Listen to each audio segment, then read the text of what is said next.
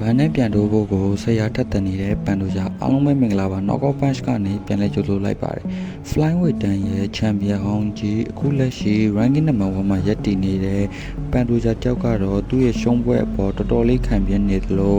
အဲ့ပွဲကစမ်းတော့ရင်ကောင်းနေချောင်းပြနိုင်ခဲ့တာကြောင့်လည်းအားမရဖြစ်နေပါတယ်တကယ်လို့သာသူ့ရဲ့ injury က fit ပြန်ဖြစ်ပြီးတော့အဆင်ပြေလာရင် van နဲ့သာပွဲထိုးခြင်းတယ်လို့ပြောထားပြီးသူ့ရဲ့ manager ဖြစ်သူကလည်း van နဲ့ပဲပွဲပြန်တည်ပေးဖို့ကို UFC ဘက်ကိုတောင်းဆိုတာပါတယ်။တရောင်စစ်ကျွိုင်းပြုတ်ထွက်ခဲ့တာကြောင့်ပွဲပြန်ထိုးဖို့ကအချိန်တစ်ခုထိနားရအောင်မှဖြစ်ပြီးတော့သူ့အနေနဲ့ကအသက်အရွယ်တစ်ခုကိုရောက်နေပြီးအခုလို injury မျိုးရထားတာတောင်အော်တိုကွန်နဲ့ပြန်ဝင်ဖို့ကိုဆန္ဒပြင်းပြနေတာကတော့တော်တော်လေးလေးစားဖို့ကောင်းပါတယ်။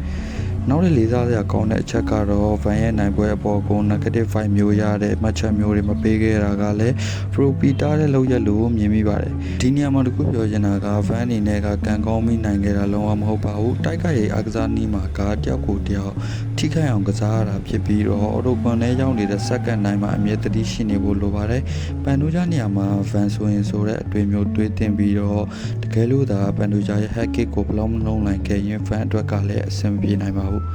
ဘာဖြစ်ဖြစ်ပန်တိုဂျာတရားအမြန်ဆုံးတက်တာပြီးကျွန်တော်တို့ရဲ့ fighter လေးနဲ့ပွဲကောင်းတစ်ပွဲပြန်လဲဖန်တီးနိုင်ဖို့ကိုမျှော်လင့်မိပါသေးတယ်ဆိုတော့ဒီနေ့ပြပပေးခဲ့တဲ့အကြောင်းအရာတွေဒီလောက်ပါပဲအဆုံးထိကြည့်ရှုပေးခဲ့တဲ့သူတွေအားလုံးကျေးဇူးများတင်ပါတယ် YouTube ကကြည့်နေတဲ့သူတွေအနေနဲ့ကျွန်တော်တို့ရဲ့ channel လေးကို subscribe လုပ်ပေးထားဖို့ကိုလည်းဖိတ်ခေါ်လိုက်ပါတယ်